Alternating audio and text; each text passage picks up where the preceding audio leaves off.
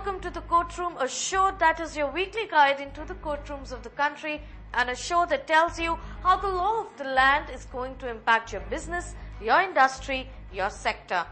On the show this week, Vodafone keeping a close watch on the Sanofi-Aventis case as it unfolds before the Supreme Court on issue of a larger bench. The response to the government on conciliation on talks is expected to come only thereafter. The new companies bill sees the light of the day, but well-known legal expert Shardul Shroff says rulemaking has gone up tremendously and multiple litigation can follow. And before we tell you more on that, let's take a look at what else made news in the legal arena.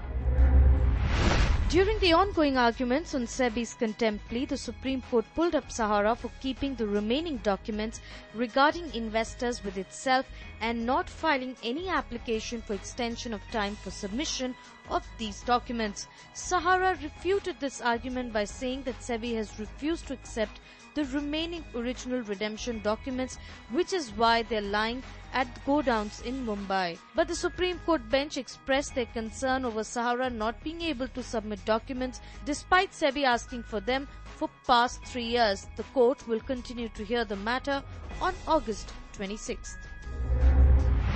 In an ongoing tussle between the promoters of the Yes Bank on the nomination of Shagun Gogia in the bank's board, Madhu Kapoor has refused for an out-of-court settlement.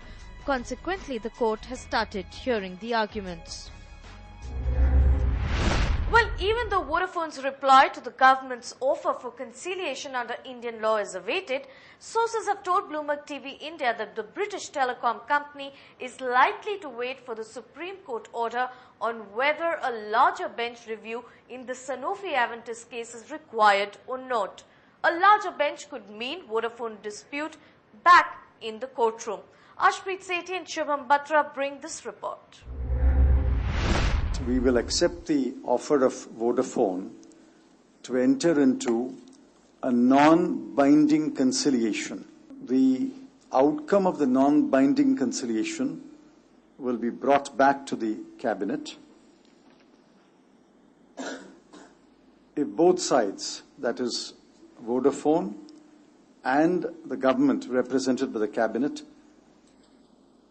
agree on the outcome of the non-binding conciliation, then the matter will be taken to Parliament by way of an amendment to the Income Tax Act. The Finance Minister's statement after a cabinet nod on initiating conciliation talks with Vodafone on the long-pending tax dispute was received with much fanfare, as many claimed it is a good signal being sent to the global investors. But perhaps, arguably so, these non-binding talks would need cabinet approval and then Parliament nod. A long road ahead. Many thought the question Vodafone will have to deal with would be whether or not to agree to this proposal under Indian law or international arbitration law. And even as they weigh these options, another threat looms large and focus shifts from corridors of power to the legal corridors, where the Income Tax Department is urging the Apex Court to constitute a larger bench to review its earlier judgment on Vodafone and Azadi Bachao Andolan. What I would like to do when I sit on a conciliation on any case is to ensure that, at the end of the day, these appeals are filed by the revenue. Now, any conciliation, hopefully if it is satisfactorily achieved on both sides, would then require the entrenched positions to be retracted. So therefore, in short, I would expect the revenue to, withdraw their plea for a larger bench for hearing this, or hearing this all over again before a revision bench in the Supreme Court. Because unless they do that, I think, as you rightly said, the conciliation is certainly not a certain one, not a final one, and the whole purpose of entering into a conciliation is then lost. Now the question, why is the department seeking a larger bench? The Income Tax Department, in its appeal on Sanofi-Aventis case on the question of levying capital gains tax on a transaction similar to that of Vodafone, claims the principle of tax planning versus tax avoidance is up for debate again. The principle was first laid down in McDowell judgment by the Supreme Court in 1985 by a 5-member bench. Thereafter, in 2003, a 3-member bench in Azadi Bachao Andolan referred to McDowell's ruling on tax avoidance principle. And thereafter, again, another 3-member bench in Vodafone case in 2012 relied on Azadi Bachao. Many legal experts have claimed that Azadi Bachao and in turn Vodafone, which were heard by smaller bench, misinterpreted a larger bench's ruling in McDowell case.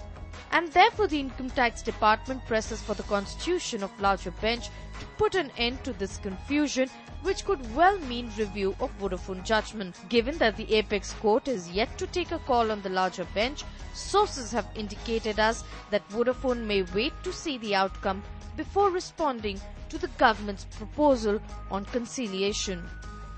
On this, very overlapping area of alleged tax avoidance versus tax planning, it will always depend, it is contextual, it will depend on the facts of each case, and world over, if you see, there is no real formula to say if this is the case, it will be, justified tax planning, and if not. So I'm not sure for past cases just to constitute a larger bench, take more time on this is really required. Meanwhile, in the courtroom, the IT department has sought early hearing twice in the Sanofi matter, where the court has agreed to hear it on September 4th. The government has maintained that both Sanofi and Vodafone matters are similar, hence a larger bench needs to relook at the previous judgments. On the other hand, the counsel for Sanofi and for Vodafone earlier, Harish Salve, has claimed in front of the Supreme Court bench hearing the matter that government's hysteria regarding Vodafone is evident from its prayer for a constitution of a larger bench. And clearly it appears that till such time that the Supreme Court decides on this prayer of the Income Tax Department, uncertainty would loom large on the future of Vodafone conciliation talks.